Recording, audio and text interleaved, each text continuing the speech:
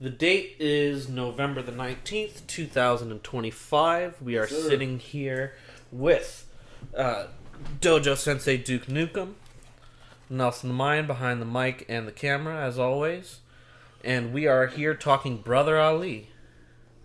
Now, for the layperson who might not be familiar with Brother's music and, impact on this thing of ours called hip hop, give them a quick rundown of who is Brother Ali. So to me, Brother Ali is an artist that I first heard on LimeWire. If anybody that's listening or watching knows those days, that was like a legitimate spot to find artists too. But for me, I knew Brother Ali as the artist from a indie label called Rhyme Singers that was based out of Minnesota, and just this booming voice and like eloquent delivery, and instantly kind of hooked on his music. And to sort of set the scene for what people are going to be listening to and watching, tell us a little bit about what was that, in May when we did that? I guess so. Yeah, tell them, set the scene for that night in May when we went to the Brother Ali show. So that night in May, we just went as patrons. We just went as fans to go see Brother Ali, and this is like when we really started venturing in on doing multimedia stuff for the dojo, and started thinking like. And I can't remember if it was a conversation beforehand or like on the spot. I was just thinking like, we should see if we can talk to Brother Ali. Yeah. And so I guess the story goes, there was an interesting lady there that night who got kicked out and just like went outside and like just wouldn't leave. She wasn't a problem when she was outside, but she just wouldn't leave, and she was very intensely intent on getting Brother Ali these notebooks that she wrote into. And so I basically was like, well, that's our end. So I promised her I was gonna give him the notebooks for her, whether we got an interview or not.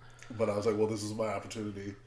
This is after the show is over to talk to him and his people like one-on-one, so to speak, and see if we can get an interview. Because you gotta take shots sometimes. Amen. You miss all the ones you don't take. Yeah, guerrilla journalism for sure. It was very spontaneous. I think the night up, I don't think I knew about the plan until like the day of. I didn't know about the plan. Yeah, because I remember you just hitting me up and being like, "Hey, you going to the Brother Ali show tonight?" And I was like, "Yeah, maybe. If I can make it out." And then you said like, "I think if you can make it, we're gonna try to get an interview. So you should pull up." And I was like, "Oh, sure." That's right. And I was like, "Sure, yeah, we can try." Yeah, and little did we know that we actually were able to make it in. Yeah. Huh. This is going to be the first interview piece we put out as the dojo with, any kind of major artist. Yeah. Respect to, of course, everybody who's shown up on Dojo TV and Cameo before, but this is a little bit of a higher level for us. So what does that mean to you as the originator of the dojo? Now that we're venturing into this space, it's something that's it's just very cool. It's just something that I think has been needed, and it's like, why not like we are participators in the culture. We should be talking to everyone in the culture that comes through. Because it does good for them, it does good for us, and I think it's just a solidification of who we are, and just shows how close we are to where so many of the dojo the people who come through the dojo and perform and do the open mics and things like that. Any final holiday message for all the folks out there watching from the dojo? Oh man, Because I think this will be dropping around Christmas time. Around Christmas time. So this is a Merry Christmas. This is a gift to you. You know, or as my mom would rather say, winter solstice and celebration. Just thank you. Love y'all. Relax. Shit is crazy. But don't break your back. Don't break your neck. If people love you, you don't have to break your bank. Eyes on the prize, and next solar return's coming around, and it's time to. I don't know for y'all, but 2025 has been the year of tests for me personally. Now it's time to graduate.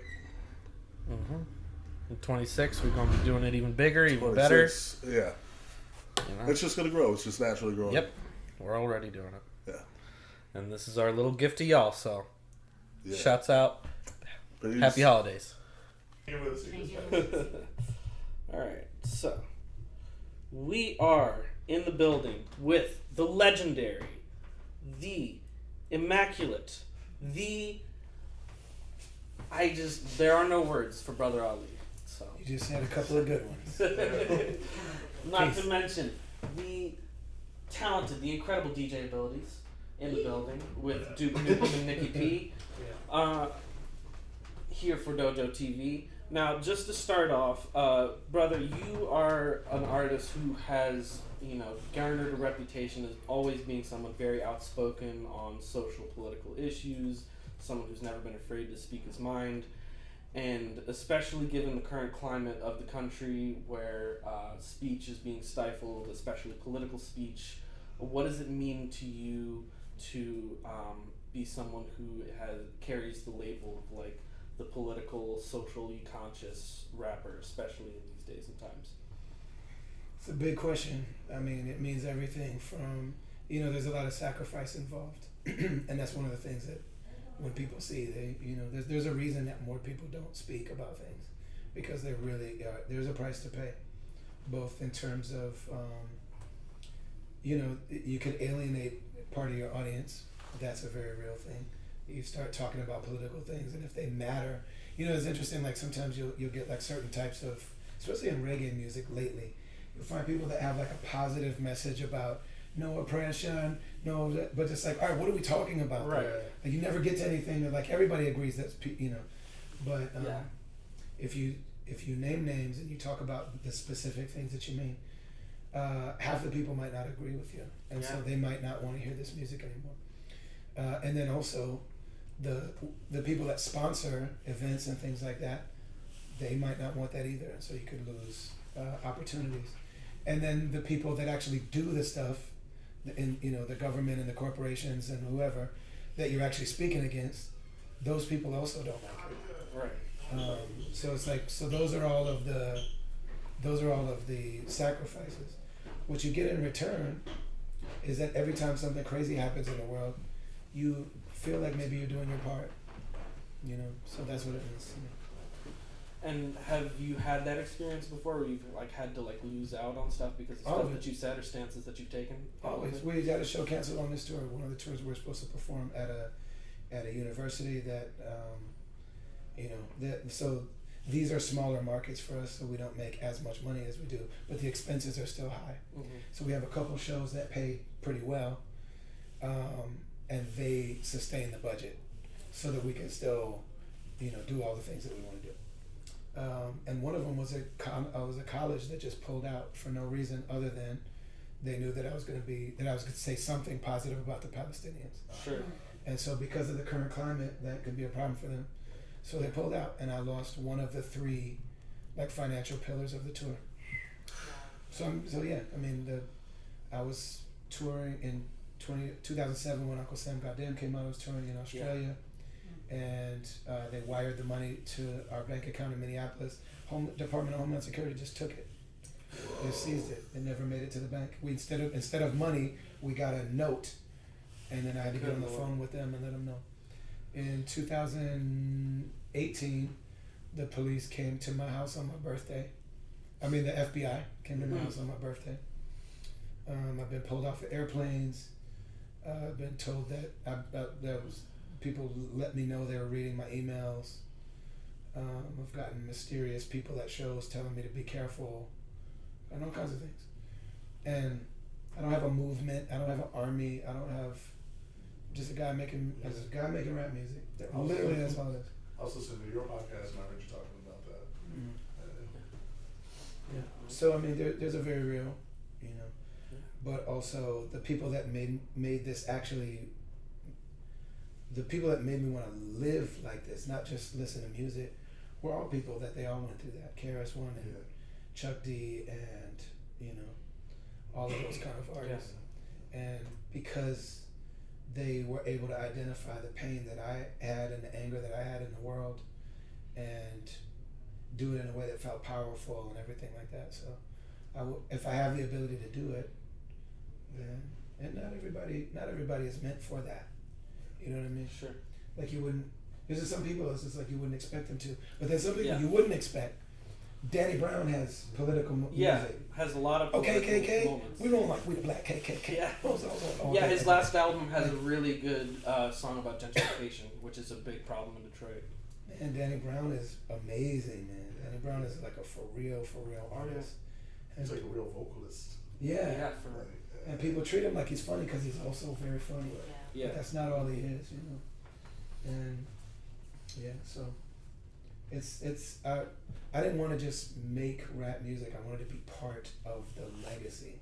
And I feel like talking about that stuff has made me part of that legacy in a way that feels very good to me. So. Yeah, and that it wouldn't be as cemented otherwise if you had chosen to not speak up and instead just, Plus, I'm a Muslim, and we do believe that if we are harmed or die doing the right thing, then we're rewarded for it in the afterlife. So those things that people say, how do you deter somebody who the more you hurt them, you're just making them closer to God. When people say that Muslims are a problem for that reason, they're right. Amen. They're right. Now, on the subject of political and conscious rap, now there is a lot of artists who kind of embrace that label and find it empowering. But I know there are also a fair amount of artists who do catch that label that also find it very limiting. Yeah, Talib Kweli is like. Yes, I was actually just thinking about just a Kweli. great rapper. Leave me alone. Yeah. I think actually that his comments on that and of saying like I don't make political music, I just make music. Yeah. Or always something that comes to mind when I think don't about be so the good at it all the time. conscious music. It's or not our conscious fault. rap. It's not our fault. You're You're amazing. Yeah. Shout out to Kweli. But yeah, I mean, and I was just interested on what your take on that is of the label of like conscious rap or not conscious rap, or like how do you feel about it? It's like that's just it's like it's just only it's on Twitter. It's like not necessarily real. You know what I mean? Yeah. But the people that mostly come to the shows, they like that part. But the people that actually come to my shows are people that are there for what I say about my feelings and about my life and things like that. Right. They're not there for that. Like that's something I insist on. That's not paying my bills. And so, like I said, if anything, it does. That's for other people to say. Sure. Like what to label it. I've never known an artist that's happy about labeling their art. Yeah, it felt good about it. True. Boxes. They always say, "Don't do that. Don't do that. Don't do that. Don't do that." But, and then also we're happy to just be talked about in any kind of way. So I have no control over it.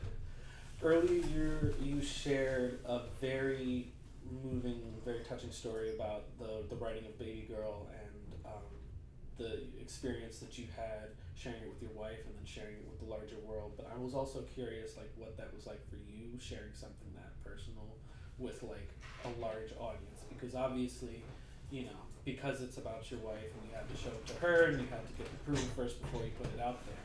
But like, what was it like for you personally writing something like that and then putting it out into the world, not knowing how somebody's gonna take it and react to it? We read a bunch of stuff like that. Like there's a lot of very personal things, and if you really talk about your personal life, you're never talking about just you. You're always there's always other people involved, and you don't want to wrong them, and but it's like when the music is about the most important, intimate, personal things to you, and it's your actual details. There's a couple things it does. Like it's very similar to, it's the same really as the political thing. There's a sacrifice in that because all that stuff is out there, and people could just not care about it, or people could use it against you, or people could feel bad about it, or people could misunderstand it, and there's something about being an artist in general that even if you don't say those words, like I'm saying, like Max Abilities doesn't say a lot of words in the music, but still, everything that's happening in there is from his heart. Yeah. So even if he isn't saying this is what happened with her, it's all in there.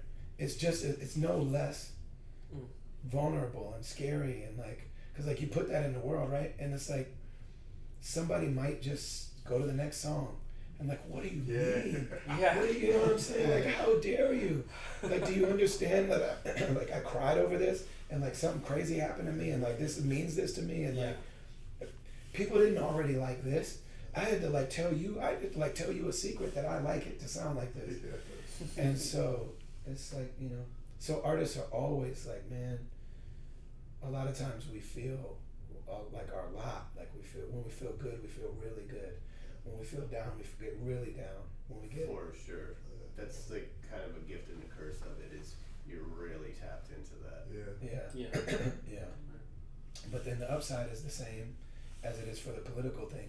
When people do connect with it, it's like, man, I know that this is real. I don't. Some people have well, do they like me for the right reasons? And not when your music is so raw. It's if you like this, then you really care about it. We really love each other. You know what I mean? So it's very healing, I think. I had a song where I was scared to do it, and I decided to record it. And during the recording, I cried in the booth. It's good. It's good sound. Yeah, and then I was then I didn't want to put on the album. Made me put on the album, and it's the one song everybody's that song. Yeah. I was scared to death to put it out because I never wanted to put. I wanted to be more like LL Cool J, nothing personal. Right. Yeah. Or just the most surface level of it. Yeah. But Jay-Z just said this on stage. He said LL made rappers. He opened the door for rappers to be emotionally intelligent. That's true. When I'm alone in my room, sometimes I stare at the wall because you weren't supposed to do that then. Yeah, you weren't supposed to do that. And what's interesting is that Slug is there's a lot of rappers that all did it around the same time in our world, but Slug is the most well known for it. Yeah. And his favorite is LL.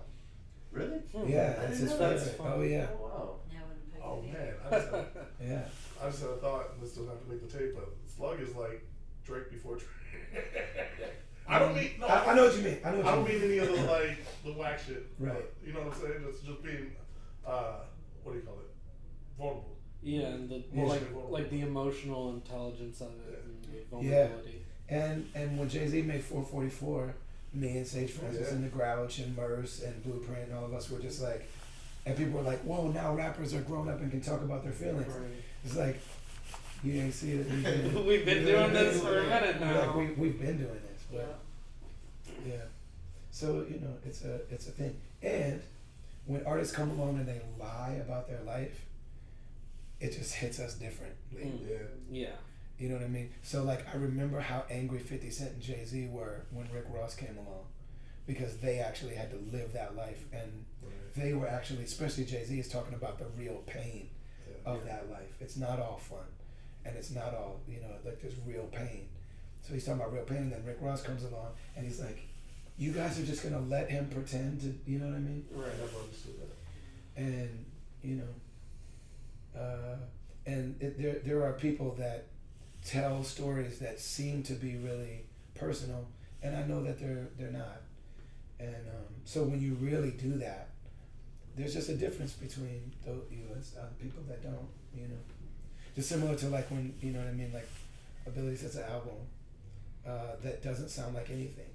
You know what I mean? It doesn't sound like anything else. Yeah. You know what I'm saying? Mm-hmm. And so it's that's a risk. It's risky. Because people might not get it. But that's the whole point of, well, I don't want to say the whole point of art, but for me, if you had to prioritize something as an artist, I would prioritize original voice over technical ability every single time. Yeah. Because if you're just mimicking or a worse version of something else that already exists, your relevance only is there until the listener finds the version that you're replicating. When you do your own thing, you are your own thing. Yeah. One of my favorite quotes ever was Thelonious Monk, who personifies his own sound. Yeah. And he says, a genius is one who's most like himself. And I just love it. It's like the closer you get to being why you are you, the closer you are to genius. Yeah. And I love that. And then skill is a way to elaborate. So it's like, if you're writing a story, if you have a huge vocabulary, that doesn't mean you know how to tell a good story. Right. You might have a bad vocabulary, but your story is really captivating. That's how Ant is. But when you have a great vocabulary and you know how to tell a story, that's when you really start hitting. That's when you get Dave Chappelle. Yeah. You know what I mean? And we're like the Thelonious Monk, you know what I mean? Where it's like, it's so interesting, but he can burn, you know what I mean, as far as technical skill. So, Dave Chappelle's a huge Thelonious Monk fan. Yes. Yeah. Wow. Have you seen that? Have you seen I him did play? not know that, but that makes sense. Like he can play around midnight. Really? Yeah. That's For Like, real? yeah, That's like he can crazy. sit down and play. Oh my god, that's Nice. nice. Yeah. And just made me think too of Guru, mostly the voice. Right. Yeah. That's so true. Like if you have a signature voice. Yeah, Rest but in peace. Rest in peace. But I feel like Guru was more talking about the tone of his Not actual the voice. sound. not the. You're talking about like your I expressive. think he was talking I about think his you're right, voice yeah. being cool. Yeah. But maybe I'm wrong. You know, I don't know. I mean, because maybe I'm just attributing it to that because he does have a great voice. Yeah. You know what I mean? So I think he was just like, I gotta have a last voice. It works But on maybe multiple that's levels. interesting. Maybe it is what you're talking about. Well, I think maybe it's both. Yeah. Maybe. I mean, also we would be remiss if we didn't acknowledge that we got the great Jabee in here. Jabee. What up? Yes, D. Yeah. You want to add on? No, I'm just enjoying the conversation. Nah, man, we want to hear something from you, man. Yeah. I'm saying you've been making music for. Oh, you want to talk where you're from and stuff? Yeah, please. I mean, yeah, from Oklahoma City, man. You know, I will say just Jabee in the shop. like back to the Rick Ross comment, like Jay-Z and 50, like you know, it's a shame, like when you know people talk about gangbanging. You know what I'm saying? Like, like you know, like my whole family. You know what I'm saying? Gangbang, pimping, all that. You know, so like I know what it looks like. I know. You know what I'm saying? Like, you know what I mean? When you see people who you can tell they not from there. Mm-hmm. But I was always taught, you know what I'm saying, like, whenever you say stuff, you gotta be ready, because people going, when they see you, Right. Yeah. that's how they gonna treat you. Yes. You know what I'm saying? And so, gangbanging is the same way. You know what I mean? Like, and so, like, it irks me because, like, you know, my family comes from that. You know what I'm saying? Like, you know what I'm saying?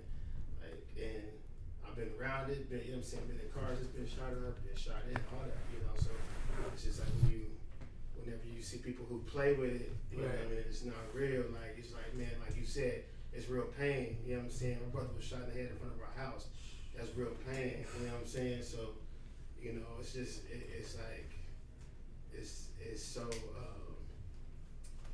I guess like it's a letdown. You know what I'm saying? Yeah.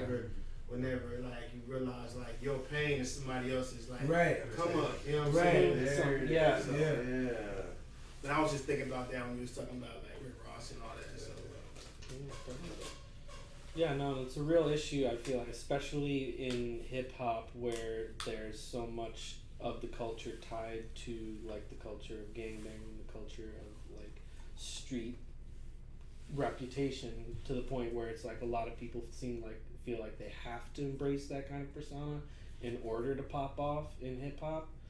Where I feel like that was something that I struggled with. Just like when I first coming up, there was a brief era where it just felt like I was like, I'm just not on that. That's not where I came. I didn't come from. You know what I mean? Like I you know, broken home or whatever. But like we had a home. You know, we had things. We were fine. We had jobs. We had a life or whatever. And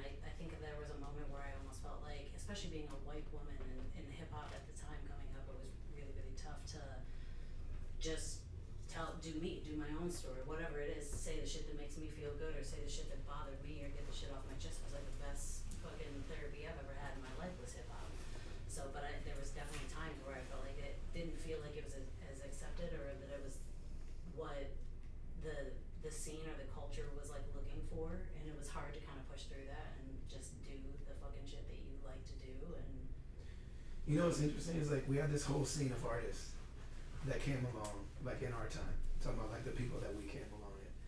Very few women that are part of that.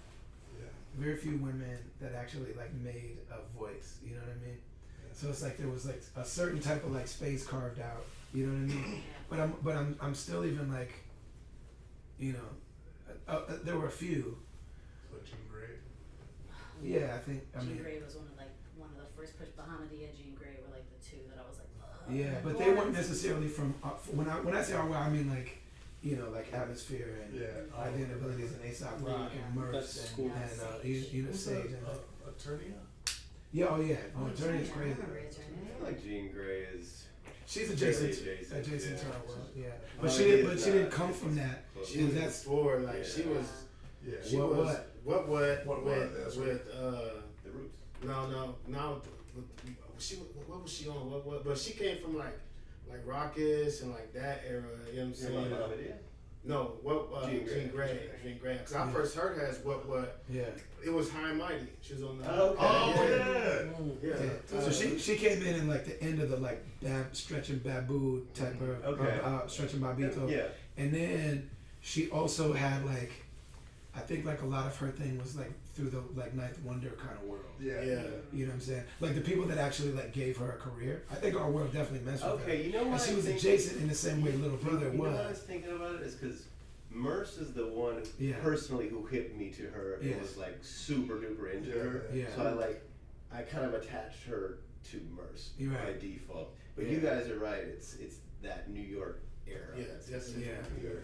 Whereas I feel like there wasn't really like from our like at that from time, that very particular that particular time, there was not a woman that, and there were dope women rappers, you know what I mean, but there wasn't really one that like really got on and was solidified as a, and to this day it's like, man, there's a lot of white dude rappers that are, you know what I'm saying, it's a pretty open lane now, you know what I mean, but for women it's still just, I heard somebody today that I was like, man, she's dope, but she sounds just like Dessa from Doom Tree.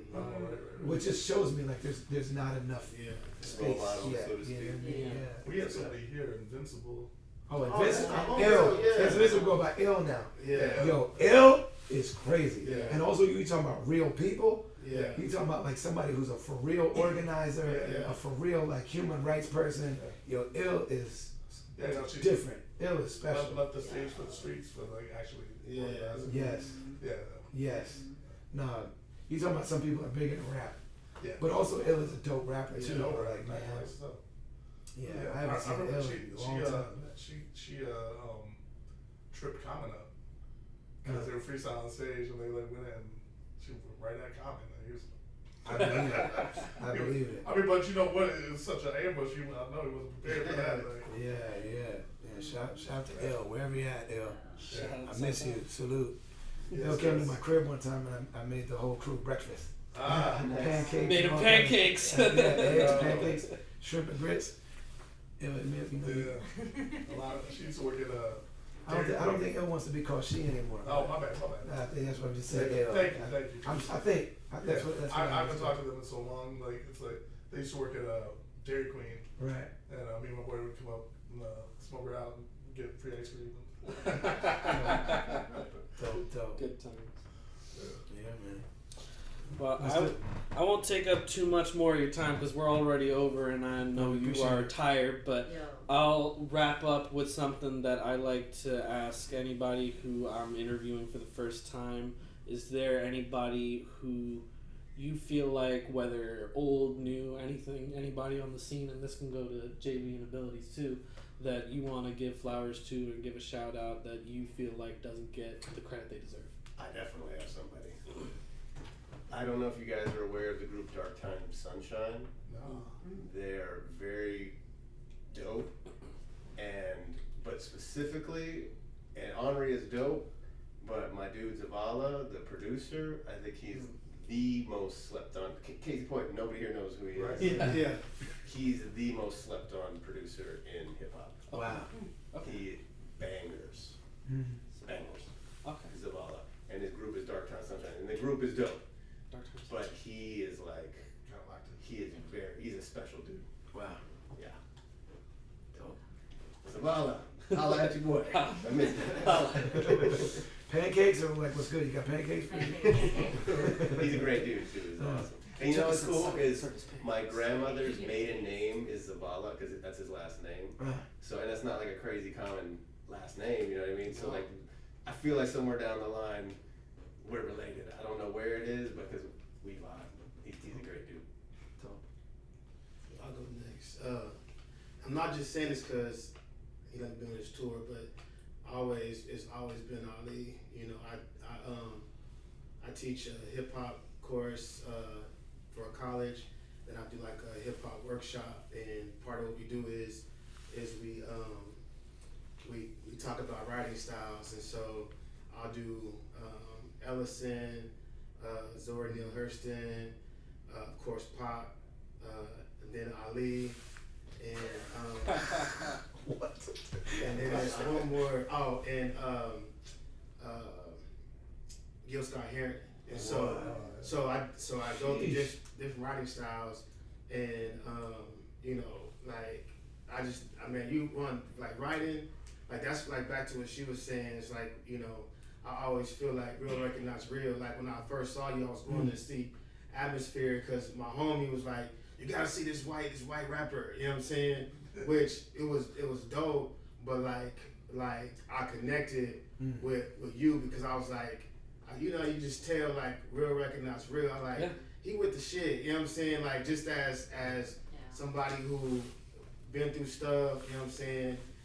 You know, I can go into it, but like it's just been that from day one. So not just producing, you're actually producing content that's like a relatable. And it spoke to me. You know what I'm saying? So him, and then I always gotta say Merge because I feel like he never gets mentioned in the conversations that he should when it comes to like, you know, being a connector, being an organizer. You know what I'm saying? There's not a rapper that don't know his name. You know what I'm saying? We were just talking about him actually the other day and how he has the biggest tree. Like he's connected with more people than anyone. Know his name from all over the board. And then just another rapper right now that's my favorite is a dude from Cali named Mozzie, and I just feel like Mozzie's great. Oh, Mozzie, like you know what I'm saying. Another one I just, you know what I'm saying, that's a homie of mine too.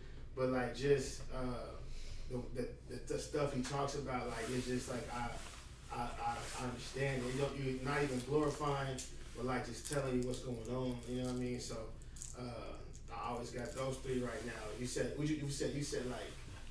what'd you call it? Who deserve their flowers? Who deserve their flowers? So those three I gotta give flowers to. Wow. In terms of people who I don't think get enough credit, but I mean these are people that are known and like. I think Casual is one of the greatest rappers. I think Casual is the West Coast Black Thought. I don't think. Shout out to Casual. I mean, Black Thought deserves to be in Mount Rushmore. He's one of the greatest ever. Okay. But Casual is right there with Black Thought. Yeah. And there are some things like Casual can do in a way what Black Thought does, but he can also do other things that Black Thought just doesn't do. You know what I mean? And Black Thought is my man, my boy. I love him. And he didn't get his props until a couple of years ago, until he did the Flex freestyle, which is insane. 10-minute Flex freestyle. I think that I know I'm in Michigan, and I really genuinely respect One him. Below is somebody who doesn't get enough. Yes. One Below. Yes. Shout out to One Below. Shout out to One Arbor. Below story I tell you about my mama. We talk about it later though. One Below is incredible. I don't, he gets a lot of props, but Not enough. Well, no, the person I'm about to say. Oh, my bad. So I love Eminem. I really genuinely do. I like he's a dope artist. Yeah. He's done so many things that I have nothing but respect for this man. But when a lot of people talk about Eminem, what they say about him, I feel that way about Pharoah Monch. Yeah. And to me, Pharoah Monch is Pharoah is incredible. And one of the things about Eminem is how much he bigs up Pharoah Monch. Yeah. I was talking about 2007 when you dropped and Pharoah Monch dropped, and those two albums were the craziest. Man. Best albums of the year. Yeah, best albums of the year. Just we were saying that on the right here. Is that Desire? Yes, I couldn't run out of Desire. Yeah. Desire and Keep Undisputed on Truth. pushing. Yeah. And yeah, man. That and what raps like Star Wars? Only the good guys die. There's no sequels. Oh my god. C3POs. Yeah. Oh Man. Have you guys been listening to some of his more contemporary stuff too, like what he did with the 13? His metal band. Yeah, I love that's Amnesia off that album. That That's dope. song hits me Man. every time. There's a few like artists that are on the come up. It's funny that you said me because I was gonna say you. I was gonna say Jabee and something like that. Oh. You know what I'm saying? And just incredible music for years. And I think your new album is your best one. I appreciate what I'm it, man. saying? Yeah. Like it's beautiful. It's a dope thing to see. There's a guy named Mally from the Twin Cities that just made one of my favorite albums of the last few years called The Sweetest of It All. And then another new artist, Raina Simone. You know about Raina Simone? Yeah, I've heard of her. Yeah. She's like amazing. Like great a voice. young woman. But like man, her pen and her story and like her like aura is like amazing. And she produces a lot of her stuff. Like you can see her like playing the MPC and rhyming and like man, ill. That's dope. Yeah. But there's a lot. It's like what part of what makes it so fun. It's like all of these discovering all these artists and being like, I didn't even know about this. There's like a whole universe. You discover a new artist. Yeah. Yeah. Well, Thank you guys, man. Thank you, honestly, man. You I came in here with my little fucking laptop and This plug-in makes mic, and y'all didn't have to give us this time, but I Yeah. appreciate the fuck out of it that you I like you. We like you. Seem nice. Seem good. Seem All right. real. This is Dojo We've been seeing each other TV. for years. Yeah, absolutely. Yeah, we've been seeing each other a long time. Yeah. Dojo TV, Brother Ali, DJ Abilities, JB, the Dojo team, as y'all already know. Peace. Deuces.